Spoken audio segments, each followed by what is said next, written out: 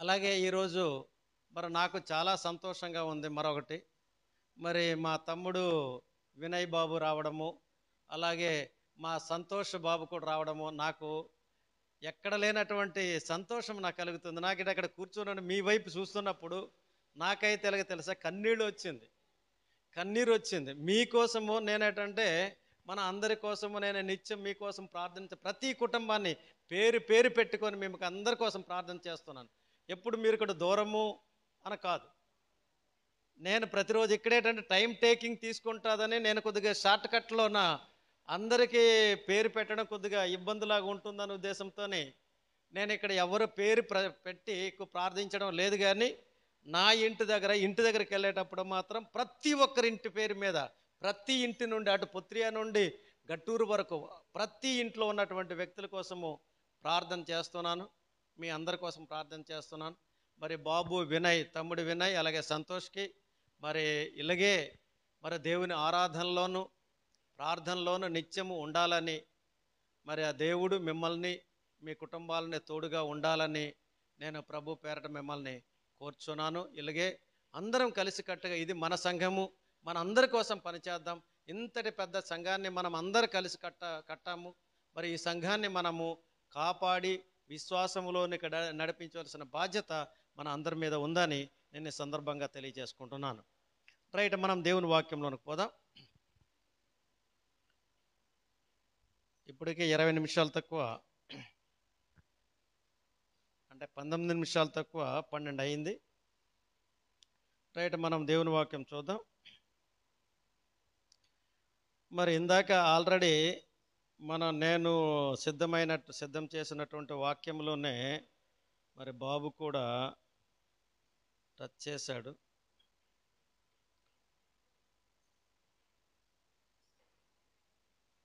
Right, ఈరోజు మనం తీసుకున్నటువంటి అంశం ఏంటంటే, నా మట్టుకైతే బ్రతుకుట క్రీస్తే, సావైతే లాభం అన్నటువంటి అంశాన్ని ఈరోజు యాక్చువల్గా మనం ప్రిపరేషన్లో అయ్యాము.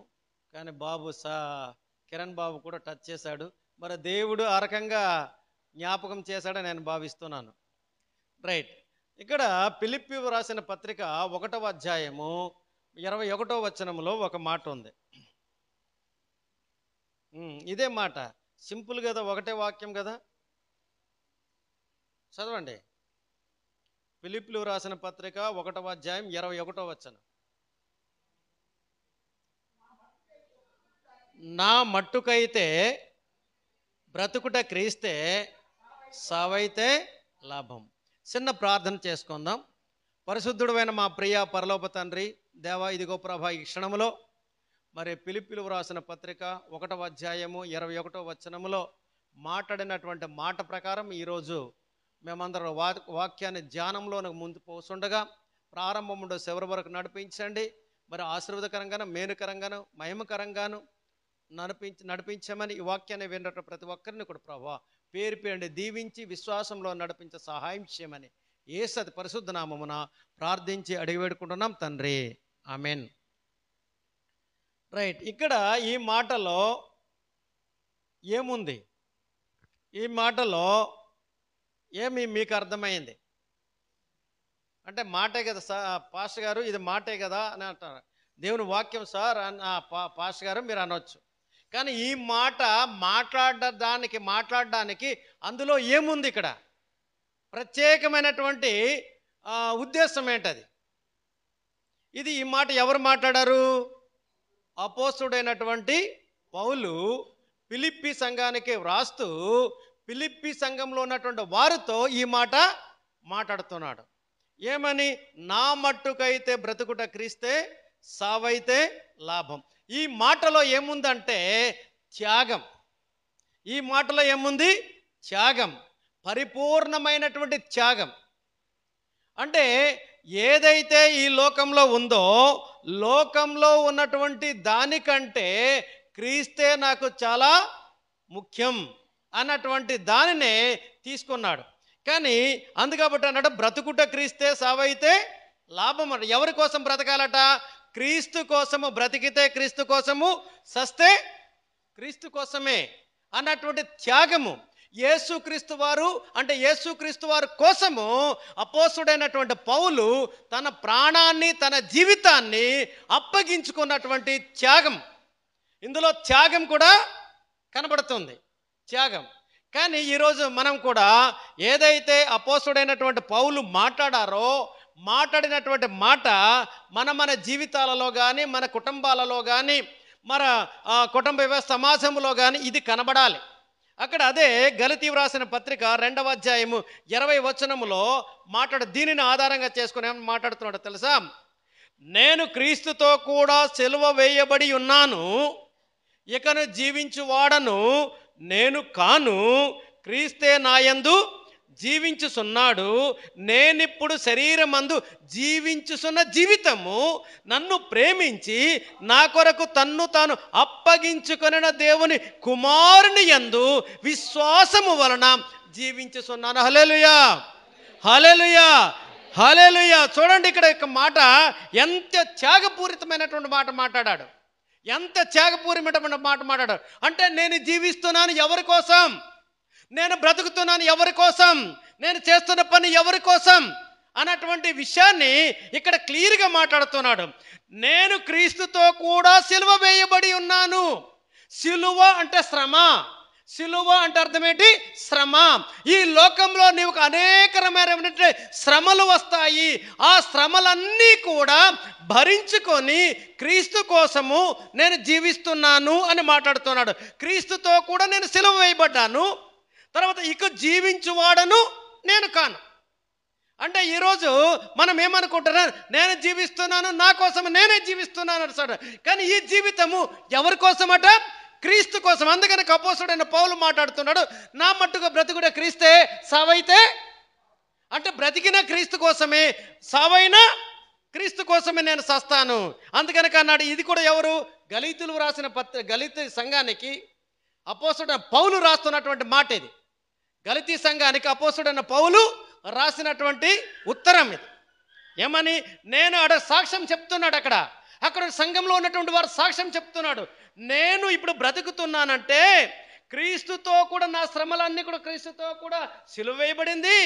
నేను ఇక్కడ బ్రతికిస్తున్నాను, నేను జీవించువాడను, నేను ఇక్కడ బ్రతుకుతున్నాను. కానీ నేను కాదు, నేను బ్రతుకుతున్నది నేను కాదు, క్రీస్తే నా యందు జీవించుచున్నాడు. అంటే క్రీస్తు ఏ రకమైనటువంటి ఆకారము, ఏ రకమైన లక్షణాలు, ఏ రకమైనటువంటి నడవడిక, ఏ రకమైన విశ్వాసం కలిగి ఉన్నాడో నాలో కూడా అలాంటి జీవితం నేను జీవిస్తున్నాను అని మాట్లాడుతున్నాడు. క్రీస్తుతో కలిసి పోలి నడుస్తున్నట్టుగా జీవిస్తున్నట్టుగా ఇక్కడ మాట్లాడుతున్నాడు. అందుకబట్టి మనమందరూ కూడా క్రీస్తుతో కూడా జీవించడానికి, క్రీస్తులాగా జీవించడానికి మాట్లాడాలి. అందుకనక మరొకసారి అపోస్తలుడైన పౌలు ఏమన్నాడు? నేను యేసుక్రీస్తును పోలి నడుచుకుంటున్నాను, జీవిస్తున్నాను, మీరు నన్ను పోలి నడవండి అని మాట్లాడాడు. అంటే నేను క్రీస్తులాగా నడిచి జీవిస్తున్నాను. క్రీస్తు ఏ రకంగా అయితే శ్రమలు అనుభవించాడు, క్రీస్తు ఏ రకమైనటువంటి ఇబ్బందులు పడ్డాడు, క్రీస్తు ఏ రకమైనటువంటి అపనిందలు పొందాడు, ఆ రకమైన అపనిందలు ఎన్నో నేను భరిస్తున్నాను. ఎవరి కోసము? క్రీస్తు కోసం. నేను బ్రతుకుతున్నది నేను కాదు, నాలో జీవిస్తున్న క్రీస్తే, క్రీస్తు కోసమే నాలో ఉన్నటువంటి క్రీస్తే జీవించుచున్నాడు. నేనిప్పుడు శరీరమందు జీవించుచున్న జీవితం. చూడండి ఇక్కడ ఎంత అంటే అర్థవంతమైనటువంటి మాట.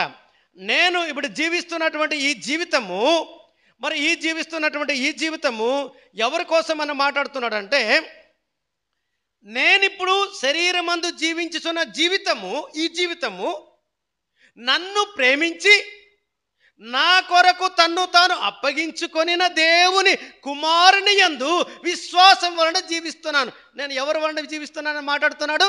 యేసుక్రీస్తు వారి ద్వారా నేను ఇప్పుడు జీవిస్తున్న ఈ శరీరము దేవుని ప్రేమ, దేవుని ప్రేమించడం ద్వారా, దేవుని ఆరాధించడం ద్వారా, దేవుని త్యాగం ద్వారా నేను జీవిస్తున్నాను తప్ప, క్రీస్తు యొక్క విశ్వాసం ద్వారా జీవిస్తున్నాను తప్ప నేను కాదు అని మాట్లాడుతున్నాడు. అందుకనక భుయాంక్తనాజీ అన్యకు మేంక్తనాయి కదండి. ఇందాకలా మాట్లాడట్టుగా నేను బ్రతుకుతున్న, నేను సర్వసాధారణంగా బయట ఏంటి మాట్లాడతాము? సర్వసాధారణ మన పిల్లలందరితో మాట్లాడినప్పుడు ఏమని మాట్లాడతాము? నేను బ్రతుకుతున్నది నా పిల్లల కోసమే, నేను సంపాదిస్తున్నది మీకోసమే, నేను సంపాదిస్తున్నది మీకోసమే అని సమాధానం సర్వసాధారణంగా మనం మాట్లాడుతూ ఉంటాం.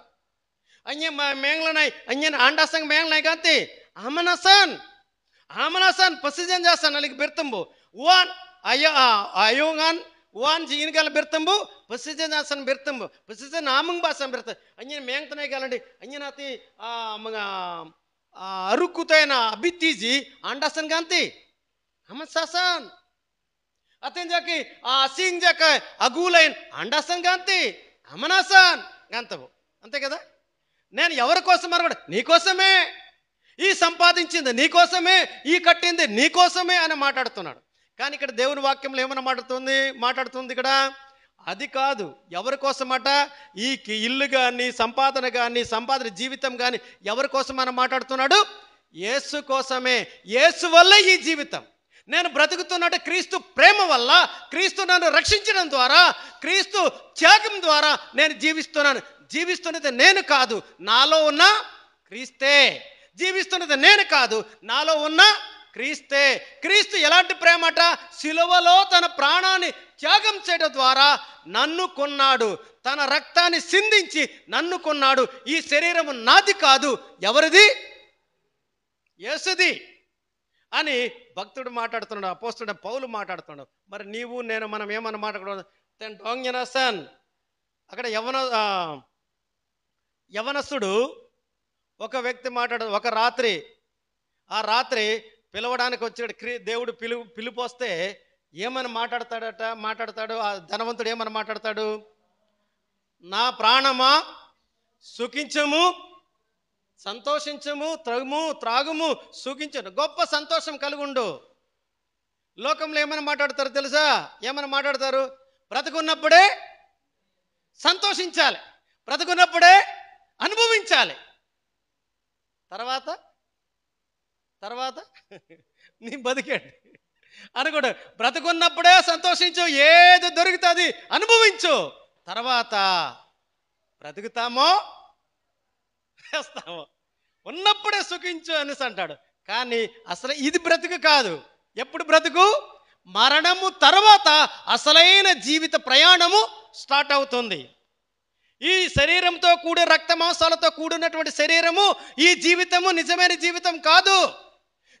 క్రైస్తవులకి నిజమైన జీవితము ఎప్పుడైతే మరణం పొందుతామో, మరణించిన తర్వాతే అసలైన జీవితము మనం ప్రారంభమవుతుంది. అది ఏ జీవితం?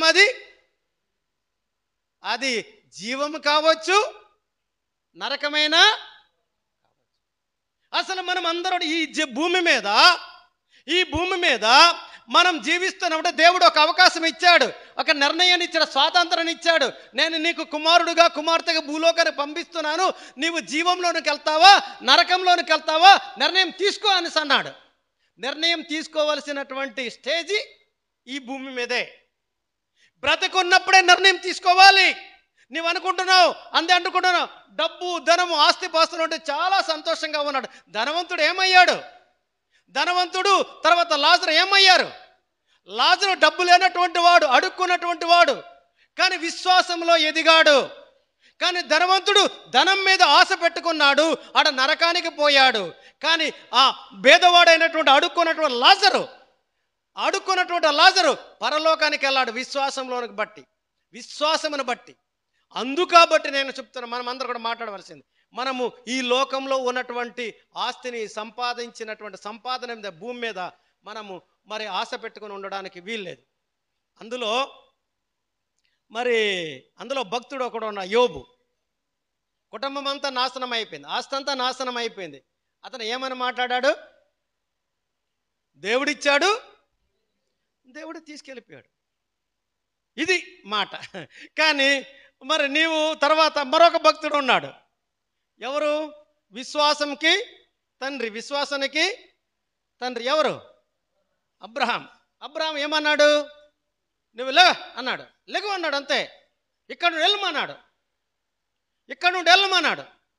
అప్పుడు తిన డోనా ఈరగాలి, అర్రే డోనగాంతి ఈరగాంతి తెనే సింగన్ సుబ్లాయ్ తెనే 100 ఎకరాలు లబోంటాక డకు సున్నాంచితే డకూజీ તરજામંગાંજે તુંતાલન જાકી બંગસાડમ సుంతాలం జాకి గర్రీలై సిబ్జాలై తుంతాలం డబ్బురు ఎరుగంతింపో తన 100 ఎకరాలు మరి లవం జగటకులు అబ్బురు ఎరుగంతింపో నేను గంత కూడా జా మనం అంటామా లేదమ్మా వెళ్దాం వెళ్ళు అనేసి అన్నప్పుడు అరే ఎక్కడికి వెళ్ళమంటారు ఇక్కడ నా ఆస్తి పాస్తంత ఇక్కడ ఉన్నాయి సంపాదించాను ఈ ఆస్తులన్నీ విడిచిపెట్టి వెళ్ళమంటావా అక్కడికి వెళ్ళి నేను ఎలా బ్రతుకుతాను అని మనమైతే ప్రశ్నిస్తాం కానీ అబ్రాహాం ఏటన్నాడు లేగు అన్నాడు లేసాడు నడవమన్నాడు నడిచి ఆడ ఎటు వెళ్తున్నాడో ఆడికే తెలియదు నడుస్తున్నామన్నాడు అంతే నడమన్నాడు అంతే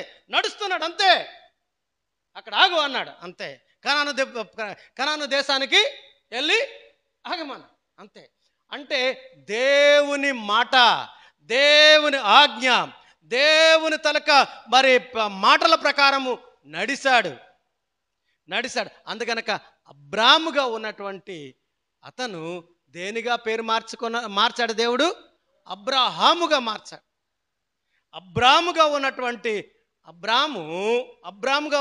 అతను అబ్రాహాముగా మార్చాడు విశ్వాసులకు తండ్రిగా మార్చాడు అతను ఎవరి కోసం బతికాడు దేవుని కోసం దేవుడు ఎక్కడంటే అక్కడ ఎక్కడికి వెళ్ళమంటే అక్కడికి వెళ్ళాడు ఏం చేయమంటే చేశాడు అందుకనక అపోస్తలుడు పౌలు నా మట్టుకు బ్రతుకుట క్రీస్తే సావైతే లాభం అన్నాడు అంతే నేను ఎక్కడ బ్రతుకుతుందో నా కోసం కాదు దేవుని కోసం అన్నటువంటి మాట మాట్లాడాడు అలాగే గలితీలు రాసిన పత్రికలో కూడా 6వ అధ్యాయము 14వ వచనంలో మాట్లాడుతున్నాడు 6వ అధ్యాయం 14వ వచనం గలితీలు రాసిన పత్రిక 6వ అధ్యాయం 14వ వచనం అయితే మన ప్రభు అయిన యేసు క్రీస్తు శిలువ యందు తప్ప మరి దేని యందును అతిశయించుట నాకు దూరం అవునుగాక దాని వలన నాకు లోకమునకు నేనును శిలువ వేయబడి ఉన్నాను దేవునికి స్తోత్రం హల్లెలూయా గొప్ప తీర్మానం గొప్ప మాట మాట్లాడాడు ఏంటి చూడండి ఇక్కడ మన ప్రభు అయిన యేసుక్రీస్తు శిలువ యందు తప్ప మరి దేని యందును నేను అతిశయించుట నాకు దూరం అవును గాక తన మట్టుకు తాను దూరం పరచడం అంతే అతిశయించడం అంటే సంతోషించడం ఆనందించడం క్రీస్తు తప్ప నేను క్రీస్తులో ఆనందించాలి క్రీస్తులో సంతోషించాలి ఏ పని చేసినా క్రీస్తులోనే తప్ప వేరే దాంట్లో నేను సంతోషించడం అతిశయించడానికి కాదు తర్వాత ఏమని మాట్లాడాడు మరి దేవుడు దాని వలన నాకు లోకమునకు నేనును సిలువ వేయబడి ఉన్నాను హల్లెలూయా చూడండి ఇక్కడ అంటే నాకు లోకమునకు నేనును సిలువ వేయబడ్డాను అంటే లోకం గురించి నేను లోకంలో ఉన్నటువంటి పద్ధతి ప్రకారం లోకముడు ఆచారం ప్రకారం లోకంలో జీవిస్తున్న వారి ప్రకారం నేను జీవించడం లేదు క్రీస్తు కోసమే క్రీస్తులాగా క్రీస్తు జీవించిన విధానంలో నేను జీవిస్తున్నాను అని మాట్లాడుతున్నాడు గొప్ప తీర్మానం చేసుకున్నాడు మరి తీర్మానం ప్రకారం జీవించాడు అందుకనక శిష్యుల కంటే క్రీస్తుతో జీవించినటువంటి శిష్యుల కంటే గొప్ప విశ్వాసం కలిగిన వ్యక్తి ఎవరు కనబడ్డాడు ఎవరు అపోస్తలుడైనటువంటి పౌలే చూడండి మొత్తం 14 పత్రికలు అతనే రాశాడు మరి అతని శిష్యులైనటువంటి మత్తయి కానీ మార్కు కానీ లూకా కానీ యోహాను కానీ వీళ్ళందరూ ఉన్నారు కానీ వారు తక్కువ వాక్యాలు ఉన్నాయి కానీ ఎవరి కోసం ఎక్కువ ఉన్నాయి పౌలు గారే పౌలు ఎలాంటి వాడు దేవునికి వ్యతిరేకంగా పనిచేసిన వాడు క్రైస్తవులు ఎక్కడైతే ఉన్నారో అక్కడ వెళ్ళి సర్వనాశనం ధ్వంసం చేసిన మరి ఇబ్బంది పెట్టినటువంటి వాడు అపోస్తలుడైన పౌలు దేవుని పిలుపు అందుకున్న తర్వాత దేవుని మాట దేవునిలోనికి వచ్చిన తర్వాత క్రీస్తు విశ్వాసులు చంపడానికి ఇబ్బంది పెట్టడానికి ప్రయత్నించినటువంటి వాడు చేసినటువంటి వ్యక్తి క్రీస్తు కోసం మరణించడానికి సిద్ధమయ్యాడు దేవునికి స్తోత్రం హల్లెలూయా అందుకనక చూడండి ఈరోజు చాలామంది క్రీస్తుకి వ్యతిరేకంగా జీవించినటువంటి వారు క్రీస్తుకు యాంటీగా పనిచేస్తున్నటువంటి వారు ప్రార్థన చేయండి. ఖచ్చితంగా వారందరూ క్రీస్తులో వస్తారు, క్రీస్తు కోసం జీవిస్తారు. హల్లెలూయా, హల్లెలూయా. ఈరోజు చాలామంది భక్తులు కూడా ఉన్నారు, చాలామంది భక్తులు ఉన్నారు. ఎలాంటి వారంటే క్రీస్తుకి యాంటీగా పనిచేస్తారు చాలామంది ఉన్నారు. సాక్షులు కూడా మనం సాక్ష్యం కూడా చూస్తున్నాం, సోషల్ మీడియాలో కానీ యూట్యూబ్లో కానీ అక్కడక్కడ మనం చూస్తున్నాం. వారందరూ కూడా దొంగలు, మోసగాళ్ళు, రకరకాల అనేక రకాలంటే చెడు అలవాట్లతో ఉన్నటువంటి వారు, గజ దొంగలు కూడా ఉన్నారు. అలాంటి వారు కూడా క్రీస్తులో వచ్చిన తర్వాత క్రీస్తు కోసం దెబ్బలు తినడానికి, మరణించడానికి సిద్ధమైనటువంటి భక్తులు మనం ఎంతోమందిని చూస్తున్నాం. మరి అలాంటి భక్తుల్లో సాధు సుందర్ సింగ్ కూడా. కానీ సాధు సుందర్ సింగ్ ఈరోజు ప్రపంచంలో గడగడలాడించినటువంటి ఒక వ్యక్తి. అతను ప్రార్థన చేస్తే ముడికంతా కూడా మాతో రాయిలాగా అయిపోయింది. ప్రార్థన చేసిన స్థలంలో గొయ్యి అయిపోయింది, గొయ్యలు అయిపోయిన గొయ్యల్లాగా ఏర్పడ్డాయి. ప్రతిరోజు అతను ఒక రూమ్కి వెళ్ళి, సపరేట్ రూమ్ ఉంటే ఆ రూమ్కి వెళ్ళి ప్రార్థన చేస్తున్నప్పుడు ముడికంతా కూడా నల్లగా అయిపోయినాయి. తర్వాత ఎక్కడ ప్రార్థన చేశాడో ఆ పార్ట్లోన, ఆ స్థలంలోన ఏమైపోయి లోతు గోతుల్లాగా ఏర్పడ్డాయి. అంటే గోతుల్లాగా ఏర్పడినంత వరకు ప్రార్థన చేశాడు. ఎంత బలమైనటువంటి ప్రార్థన! క్రీస్తుకి యాంటీగా పనిచేశాడు, వ్యతిరేకంగా పనిచేశాడు, క్రీస్తు కోసం సువార్త ప్రకటించాడు. అతనికి విషం కూడా ఇచ్చి చంపడానికి ప్రయత్నం చేశారు. కానీ విషం ఇచ్చిన, ఆ విషం తాగిన అతనికి ఏమీ కాలేదు. హల్లెలూయా. చూడండి, అందుకనక సువార్త ప్రకటించు వారి పాదములు సుందరములు, వారు ఏది ఇచ్చినా సరే అది వారికి మరి ఏమంటారంటే మరి ఏమి హాని చేయదు అని ఉంది. సువార్త ప్రకటించు వారి పాదములు సుందరములు, వారు ఈ విషయం ఇచ్చిన ఏమీ కాదు అన్నారు. అన్న మాటే మరి సాధు సుందర్ సింగ్ గారు కూడా ఆ రకంగా జరిగింది. అందుకబట్టి మనమందరం కూడా ఒకటి, నా మట్టుకు ఒక తీర్మానం చేసుకోవాలి. నేను ఈ లోకంలాగా జీవిస్తాను, లోకంలో ఎలాగ తిరుగుతున్నా ఆ రకంగా జీవిస్తానండి. ఒకటే అన్నాడు, యవనుడా అంటే యవనుడే కాదు, అందరికీ ఇది వర్తిస్తుంది. యవనుడా అన్నమాట యవనస్తులే అని కాదు, ఇది అందరికీ వస్తుంది. తినుము, త్రాగుము, సుఖించుము, సంతోషించు, నీ ఇష్టం. కానీ తీర్పు ఒకరోజు ఉంటుంది. నీ జీతం నా దగ్గర ఉంది అన్న. మీరు అనుకుంటున్నాం చాలా సంతోషంగా ఉన్నా, చాలా సంతోషంగా ఉన్నా అనుకుంటున్నాం. కానీ నీవు చేసే ప్రతి పని దేవుని గ్రంథంలో రాయబడి, అది మంచిది కావచ్చు, చెడుది కావచ్చు, ప్రతి మాట దేవుని గ్రంథంలో రాయబడి ఉంది. అది గమనించు, అది రాయబడుతుంది. నేను చేసే ప్రతి పని, మీరు ఎక్కడెక్కడ ఉంటున్నారో, ఏ ప్రాంతం ఉంటున్నారో, ఏ పనులు చేస్తున్నారో మీకందరికి తెలియకపోవచ్చు, మాకు తెలియకపోవచ్చు, పక్కవారు తెలియకపోవచ్చు, మీ బంధువులు తెలియకపోవచ్చు. కానీ దేవుడు మాత్రం సర్వము ఎరిగినవాడు. తొక్కలు తీసి పారేస్తాడు, ఆ తొక్క ఊడదు, నొప్పి మాత్రం తగులుతూనే ఉంటుంది, మండుతుంటుంది, కానీ తొక్క ఊడదు. ఎందుకు నాకు ఈ మంటలు, ఈ బాధలు ఎందుకు, నాకు ఒకేసారి చంపే మనిషి నీవు అనుకుంటావు, కానీ సావలేవు.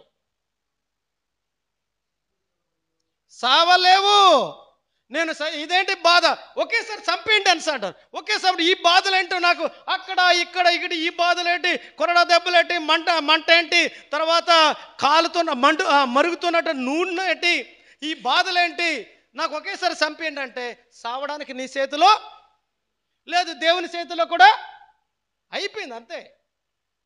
మరణము శాశ్వతము, జీవము శాశ్వతం. అక్కడ మళ్ళీ మార్పు అనేది లేదు. మార్పు ఎప్పుడు, ఎక్కడ?